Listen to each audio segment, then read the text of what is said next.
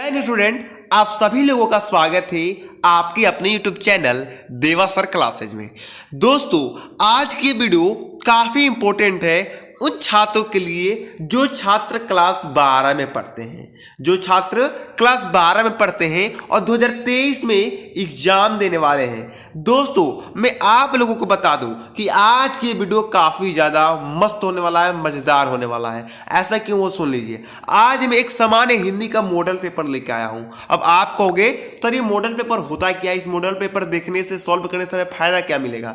देखिए, ये जो मॉडल पेपर है ये 2023 का वायरल मॉडल पेपर है, और इससे क्या होगा कि आपको ये मालूम चल जाएगा कि जो 2023 में हमारा जो हिंदी का पेपर होगा वो किस प्रकार का होगा, उसमें कौन से प्रश्न कितने आएंगे, ऑब्जेक्टिव कितना आएगा, सब्जेक्टिव कितना आएगा, और आपका कौन से क्वेश्चन कितने नंबर के होंगे, कौन से क्वेश्चन कितने नंबर पे आएंगे। ये सारी चीज आपको मालूम चल जाता है। ठीक है, तो देखिए, मॉडल पेपर सॉल्व करना बहुत ज्यादा जरूरी होता है। तो आज मैं आप लोगों के लिए वही मॉडल पेपर लेकर आया हूं। दोस्तों, आज की इस वीडियो में आपको पूरा बता देने वाला हूं कि जो आपका सामान्य हिंदी का पेपर है वो किस प्रकार 2023 में आएगा।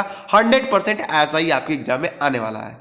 अब देखिए दोस्तों, जो आपका हिंदी होगा उसमें जो समय मिलेगा 3 घंटे 15 मिनट ही मिलेगा, हर साल की भांति। अब आपका 100 नंबर का होगा ये पेपर, ये तो आपको मालूम ही है।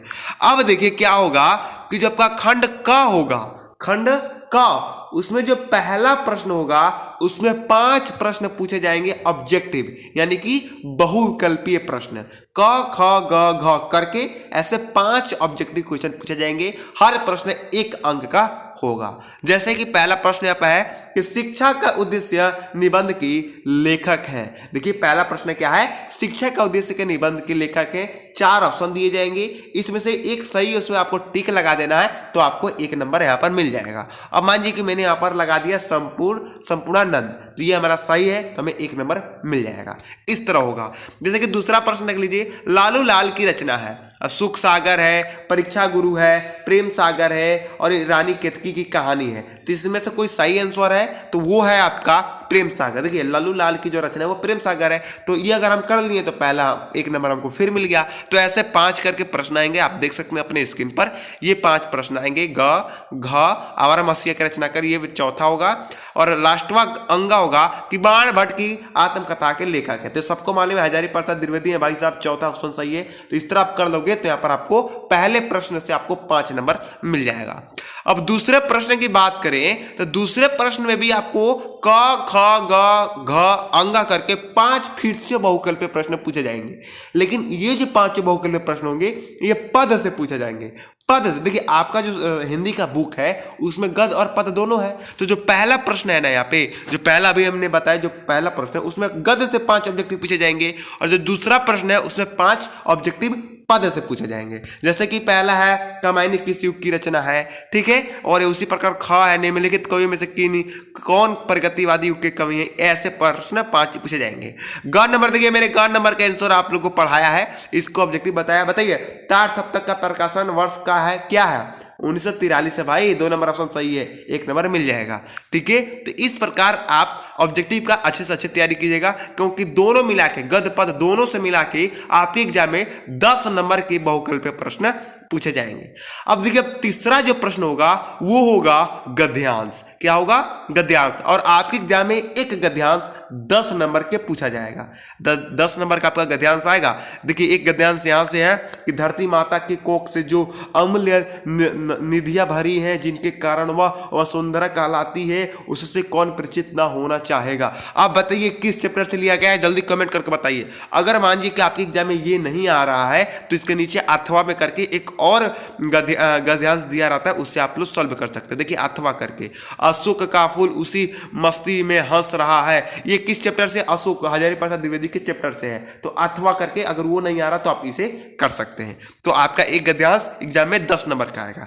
ठीक है, अब देखिए चौथा प्रश्न होगा पद्यांश। क्या होगा, पद्यांश, पद्यांश पर आधारित प्रश्न होगा। ये भी आपके एग्जाम में 10 नंबर का आने वाला है। ठीक है, दुर्बलता का ही चीन विशेष शपथ है, पर औलाजन के लिए कौन सा पथ है। देखिए ये मिल गया आपको। अगर ये आपको नहीं आ रहा था अथवा करके एक और पद्यांश दिया रहता है, उससे आप कर सकते हैं। यहाँ पे दिखा देता हूँ मैं। देखिए इससे बहुत फायदा यार, आपको मालूम चल जाता है कि आपके एग्जाम में आखिर पेपर आएगा कैसे। देखिए अथवा करके ये अगर ये आता है तो ये कर सकते हैं, ना तो वो भी कर सकते हैं। इस प्रकार आपका पद्यांश आएगा।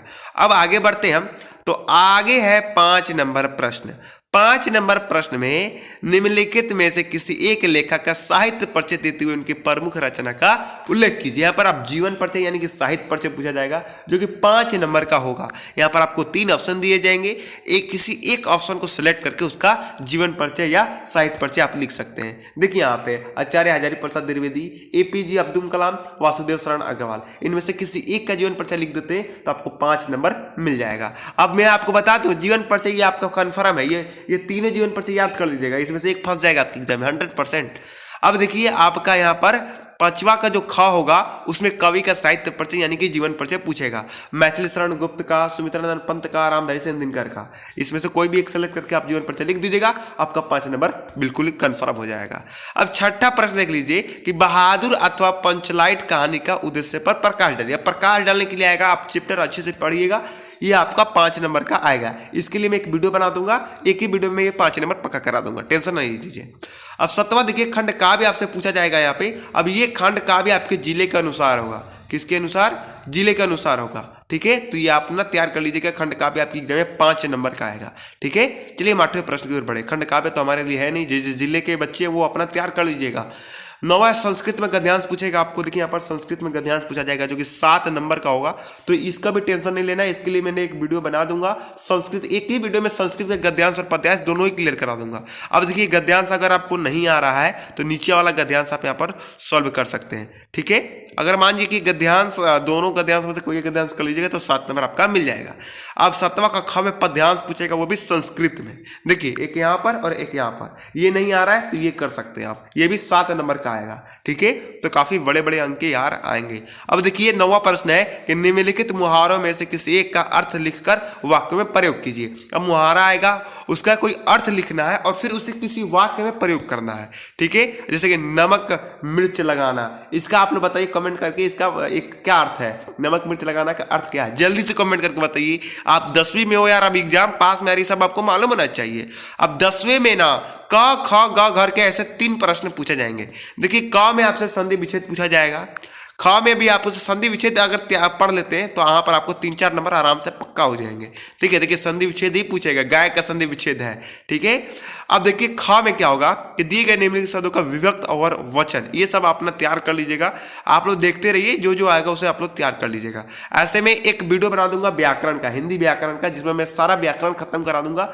35 अंक टोटल आपका पक्का करा दूंगा एक ही वीडियो में। ठीक है, अब 11 नंबर प्रश्न देख लीजिए। निम्नलिखित शब्दों युग्म का सही अर्थ चयन करके लिखिए। इसमें सही अर्थ चयन करना है, उसको लिखना है। अब ये सब अपने से आप लोग कंप्लीट कीजिएगा। ठीक है, वीडियो काफी लंबा हो जा रहा है, इसलिए मैं आपको सारा जल्दी जल्दी सबको प्रश्न दिखा देता हूँ। ठीक है, यहाँ पर देखते जाइए, किसी एक शब्द को अर्थ लिखिए। इसमें से अंबर, पट, विधि, नाग, इस सब का शब्द का अर्थ लिखना है कि इसका मतलब क्या है। ठीक है, अब देखिए जाने की इच्छा रखने वाला, ये सब लिखना है आपको। अब देखिए हम यहाँ पर ये सब छोड़ के, व्याकरण छोड़ के डायरेक्ट हम आते हैं 12 नंबर प्रश्न पर। वीर रस अथवा देखिए रस, अलंकार, छंद, तीनों कंप्लीट कर लीजिए, आपका 6 नंबर कंफर्म हो जाएगा। ठीक है, तो ये लो आप लोग जरूर कंप्लीट कर लीजिएगा, रस, छंद, अलंकार। अब देखिए 13 नंबर में आपसे आवेदन और या प्रार्थना पत्र लिखने के लिए आएगा, तो पत्र आप लोग तैयार कर लीजिएगा, सीख लीजिएगा कि पत्र एग्जाम में कैसे लिखे। ठीक है, तो ये लोग देखिए आपको अथवा करके ये नहीं आ रहा तो आप ये कर सकते हैं। 6 नंबर का आएगा आपके एग्जाम में इस बार। अब 14 नंबर प्रश्न होगा, 14 नंबर प्रश्न होगा निबंध। क्या होगा? निबंध, जो कि 9 नंबर के आएगा आपके एग्जाम में। देखिए ये सब तैयार कर लीजिए, आपका इसी में से फंस जाएगा एग्जाम में। देश में बेरोजगारी की समस्या, आतंकवाद की समस्या और समाधान, वृक्षरोपण का महत्व, विद्यार्थी एवं राजनीति, देश के समृद्धि और विकास से समाचार पत्रों की भूमिका, इन 5 को तैयार कर लीजिए। और एक पर्यावरण प्रदूषण पर जरूर तैयार कर लीजिएगा। ये सब तैयार कर लेंगे यार तो 9 नंबर ये पक्का हो जाएगा। तो यहाँ पर मैंने आपका पूरा हिंदी का जो मॉडल पेपर है उसे आपको दिखा दिया है। बस इतना आप लोग तैयारी कीजिए, काफ़ी इजी पेपर है ये, आप लोग अगर अभी कुछ पढ़े होंगे तो इसमें से अधिकांश प्रश्न आपको आ भी रहा होगा। ठीक है, तो आप लोग कमेंट करके बताइएगा कि ये मॉडल पेपर आपको कैसा लगा, इस मॉडल पेपर में आपको कितने प्रश्न फंसे, कौन कौन से प्रश्न आपको करने आ गया, कमेंट करके जरूर बताइएगा। चलिए मिलते हैं, इसका सोल्यूशन लेकर मिलेंगे। ये जितना भी आपको क्वेश्चन देख रहे हैं सबका आंसर मैं एक वीडियो में बता दूंगा, तो उसके लिए पार्ट 2 वीडियो जरूर आएगा। कमेंट आप लोग जरूर कीजिएगा। मिलते हैं अगली वीडियो में। जय हिंद, जय भारत।